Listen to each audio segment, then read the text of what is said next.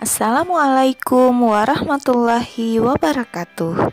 Kami peserta Latsar CPNS tahun 2021 BPSDMD Provinsi Kalimantan Selatan Angkatan 24 Kelompok 3 Sub 2 yang beranggotakan saya sendiri, Raudatul Rahmah, Asmawati, Lailatus Saadah, Yanti, dan Hayatul Muawana.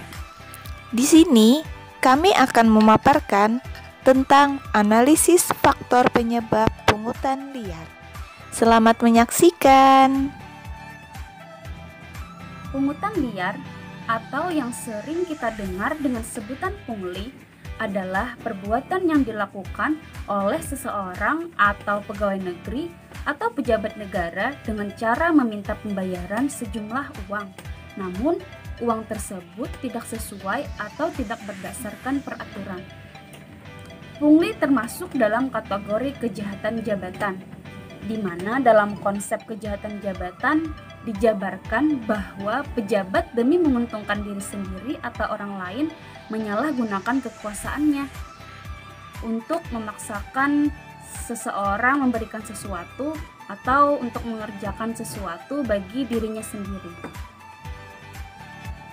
Adapun yang melatar belakangi terjadinya pungli yaitu tingginya tingkat ketidakpastian pelayanan, birokrasi yang berbelit-belit, wewenang yang tidak terkendali, motivasi kepentingan pribadi untuk memperkaya diri, serta kurangnya pengawasan dan pertanggungjawaban pelaksanaan pembangunan. Adapun dampak negatif yang bisa ditimbulkan akibat adanya pungli antara lain, yang pertama, biaya ekonomi tinggi. Artinya, biaya untuk memproduksi sesuatu barang atau jasa menjadi tinggi alias mahal. Biaya produksi yang tinggi ujung-ujungnya akan menjadi beban rakyat selaku konsumen dari barang atau jasa terkait. Yang kedua, merusaknya tatanan peradaban masyarakat. Maksudnya secara psikososial akan merusak nilai-nilai luhur tentang arti pelayanan, pengabdian, dan ketulusan. Yang ketiga, menciptakan masalah dan kesenjangan sosial. Artinya tercipta jarak yang semakin jauh antara si kaya dan si miskin. Yang kaya makin makmur, sementara si miskin terus tergusur. Yang keempat, menghambat pembangunan. Karena pungutan-pungutan yang dimaksud tidak masuk ke kas negara, melainkan ke kas pribadi, maka kas negara menjadi minim. Dengan ini, negara akan mengalami banyak keterbatasan untuk melaksanakan pembangunan yang merata dan berkeadilan. Yang kelima, hilangnya kepercayaan masyarakat terhadap pemerintah. Agar kepercayaan tidak hilang, maka seluruh aparatur pemerintahan harus bersungguh-sungguh melakukan berbagai upaya untuk memberantas pungli. Bahkan lebih dari itu harus berupaya maksimal untuk mencegah jangan sampai ada pungli. Pungli merupakan fenomena keseharian yang sering kita temui di negeri tercinta ini dan sepertinya sudah menjadi hal yang biasa. Bahkan sebagian pelakunya menganggap hal tersebut sebagai profesi dan penghasilannya merupakan rezeki. Sebagai contoh, parkir-parkir liar yang ada di sekitar kita semakin hari semakin menjamur, dan pelakunya menganggap itu sebagai mata pencaharian dan sumber rezeki. Contoh lainnya adalah pungli-pungli yang terdapat di lingkungan sekolah negeri. Saat ditelusuri lebih lanjut, ternyata pungli tersebut diakui dan diketahui oleh masyarakat. Mereka beranggapan pungli di lingkungan sekolah adalah suatu hal yang wajar. Dengan alasan demi kualitas pendidikan yang baik dan kenyamanan lingkungan belajar, para orang tua atau wali murid pun memaklumi pungli tersebut. Selanjutnya, dalam pelayanan-pelayanan pengurusan surat tanah di desa, tak sedikit praktik pungli terjadi dalam pelayanan tersebut. Pelayanan yang seharusnya gratis menjadi berbayar dengan berbagai macam alasan. Alasannya sebagian besar dikarenakan tidak adanya biaya operasional dalam pelayanan pengukuran lahan, sehingga menjadi celah bagi pelaksana layanan untuk memungut biaya. Contoh lainnya yaitu ditangkapnya 2 oknum pegawai negeri sipil Dinas Pendidikan Kabupaten Jember, Jawa Timur saat melakukan pungutan liar proyek layanan khusus Lembaga Pendidikan Anak Usia Dini. PNS tersebut diminta honor atas rekomendasi pencairan dana bantuan layanan khusus kepada 2 perwakilan lembaga PAUD. Pada hakikatnya, pungutan liar bukanlah kegiatan sepihak, melainkan terjadi karena adanya hubungan, misalnya antara aparat pemerintah dengan pengusaha.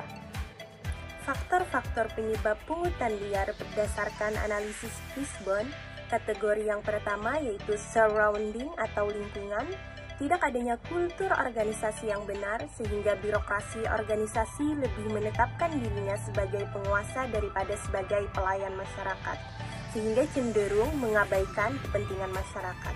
Yang kedua yaitu kebiasaan memaklumi pungutan liar, yaitu kurang pedulinya dan keberanian masyarakat untuk melaporkan pungutan liar, dan seringkali masyarakat memaklumi pungutan liar dengan alasan tidak mau ribet ataupun agar pelayanan dapat dipercepat dan dipermudah.